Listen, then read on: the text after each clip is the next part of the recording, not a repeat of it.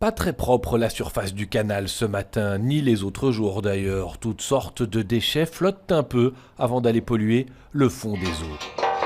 Et si la préservation environnementale passait par ces longues plaques de métal bien placées?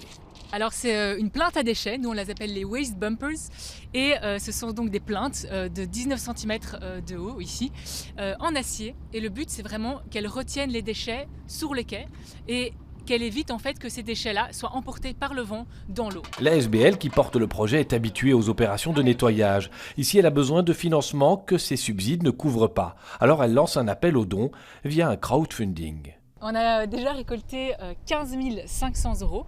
Donc c'est plus ou moins 260 mètres de plaintes à déchets qu'on va donc installer à partir de septembre. Il y a aussi des entreprises qui montrent un intérêt. Il y a le plan climat qui nous donne 1 500 € aussi.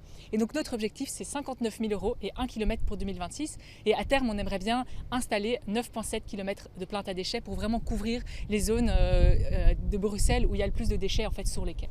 9,7 km à terre, mais donc dans l'immédiat forcément des choix sur les zones prioritaires. C'est le port de Bruxelles, gestionnaire des berges et soutien de l'opération, qui devra décider par où commencer.